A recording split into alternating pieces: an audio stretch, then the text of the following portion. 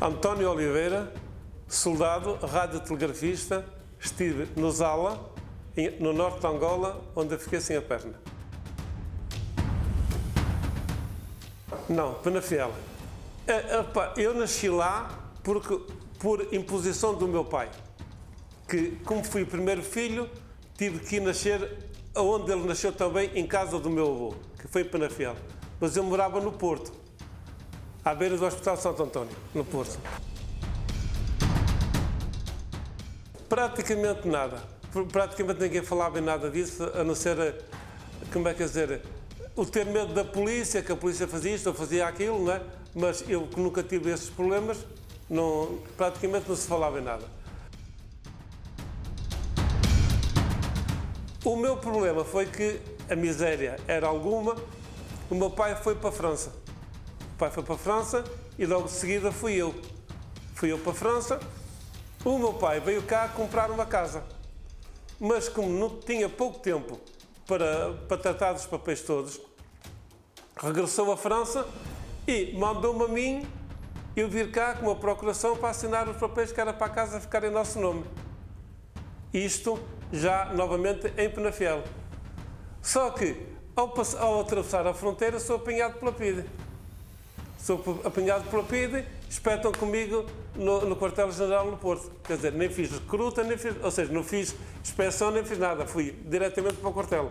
No regimento de transmissões da Arca d'Água, sou mobilizado, fui para Santa Margarida. Não, fui para Évora, de Évora, Santa Margarida, voltámos novamente a Évora para pegar o avião e virmos embora. E acabei em Angola. No dia 17 de maio, sem uma perna. A situação muito má porque primeiro era o calor, e eu sou alérgico ao calor, não é? Depois estávamos a dormir que era camas de cimento, com cobertores, e estávamos a dormir ali em cima daquilo, por isso foi uma situação má. Depois levarem-nos de Berlier para o Zala. Foi horrível para mim. Foi horrível. Eu cá, como tinha estado em França, não tinha, como é que é dizer, não me rebaixava aquilo que eles queriam. Era um bocado mais rebelde. Era rebelde, tanto é que andei à porrada no quartel, logo no Porto, quando ia ter a especialidade. Depois, fomos levar aquela injeção, que a gente chama de injeção de cavalo, para irmos para Angola. Andei novamente à porrada. Resumindo, que apanhei 12 dias de detenção. Sou mobilizado para Angola. É aquele senhor que me leva debaixo de detenção para Angola. Não fazia sentido nenhum. Não fazia sentido nenhum porque era simples. Eu era rebelde, pronto. E já todos sabem, não é? E não me queria sujeitar a uma coisa que eu sabia que aquilo não ia ser nada. E mais que eu já lá tinha família. Eu já tinha família em Angola. E eles não falavam nada bem daquilo. Quer dizer, havia quem estivesse bem, havia quem estivesse mal, mas eram mais os que estavam mal do que os que estavam bem. E ninguém queria aquilo. E depois, quando se começou a falar em guerra, então menos queria ir para lá, não é? Se eu não fosse apanhado pela PIDE e me enfiasse comigo no quartel-general no Porto, eu não ia para lá, de certeza. Olha, primeiro foi logo com o rádio, porque nós cá trabalhámos com o TR-28 ou a ANGRC-9.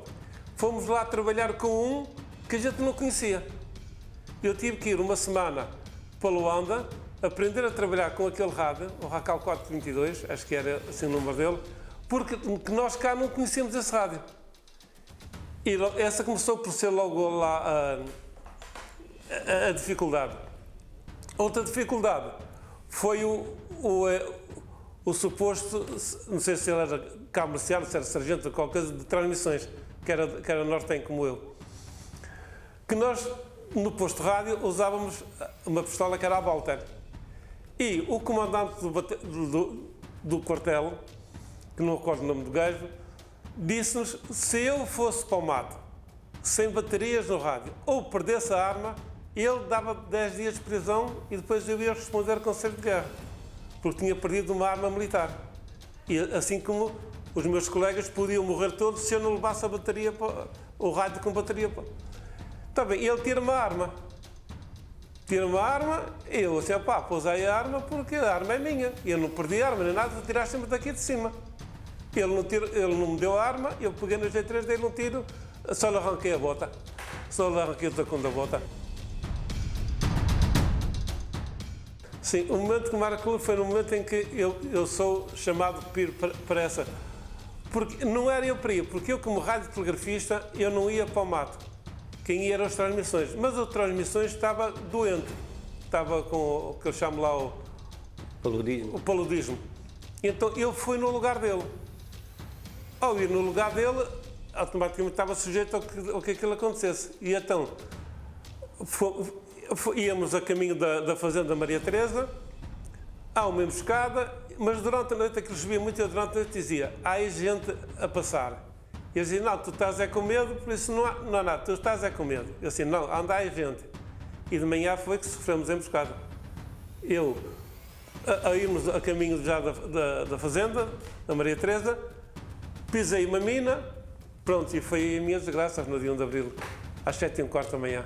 Não sei, fico sem uma perna, a outra ficou desfeita e a mão esquerda está neste estado.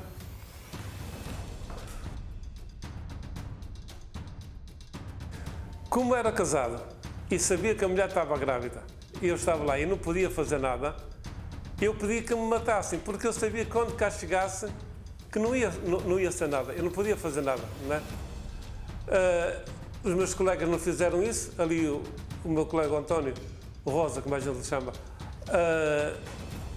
eu pedi para ele me dar a arma, ele não me deu a arma, foi a minha sorte, porque senão eu tinha acabado por me matar logo. Na altura em que eu fico sem a perna, estava lá um connosco, que a gente chamava-lhe Toy Guignon, foi o único que tirou a camisa, pôs por cima da minha cara, que era para eu não ver o estado em que eu estava, e disse, isto não é nada, e eu, cheio de dores, ia deitar a mão à perna, ver o sangue todo e a perna desfeita na mão. A mina, quando rebentou, faz um buraco no chão, não é? E eu fiquei com as pernas dentro desse buraco. Então, eles tiveram que me tirar, teve que o enfermeiro chegar à minha beira, dar-me o soro, sangue e a morfina, por causa das dores. Fizeram maca com os chamados esponjas, que é uma espécie de gabardina, que as mulheres usam muito agora por causa do frio. Nós usávamos aquilo por causa da chuva. Fizeram uma maca com aquilo, como ter uma maca improvisada, porque lá a gente não ia preparado para que acontecesse uma coisa destas, não é? Ao fazer a maca, como eu era pesado, os paus partiam-se e lá vai o Tony com as costas no chão.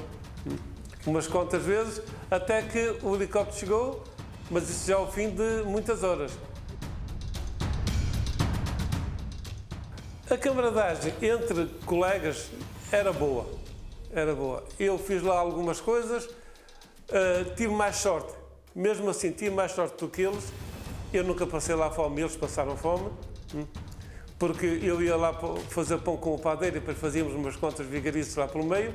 Tínhamos sempre de comer e eles não tinham. Eu acho que nunca cheguei a comer uma ração de combate, porque nós tínhamos sempre comida que era feita à parte. Ou seja, praticamente nunca chegava às mãos deles.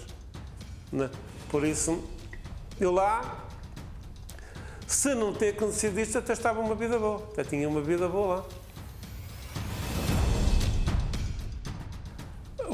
Para mim eram pessoas. Eu só comecei a não gostar muito deles quando fiquei sem a perna. Porque, repare, eles não são culpados, não é? Mas eu também não sou. E eu na terra deles fui lá e fiquei sem uma perna. Não é? Por isso nunca posso ser grande amigo deles, não é? A guerra em si não faz sentido. Faz sentido é as religiões que nos querem impor. Nós estamos no nosso país, temos de ter as nossas, não vamos ter que aceitar as dos outros. E isso é que está a criar grandes conflitos entre nós, porque nós, por exemplo, na questão dos indianos e árabes e companhia limitada, a gente não aceita aquilo, não é? Embora, se você for ver a história de Portugal, é rei de Portugal e dos algarves. Os algarves foram sempre mouros, não era? Que é aquilo que ainda agora dizem, não é? E temos o caso de Silves e Lagos. Olha, o último escravo foi vendido em Lagos.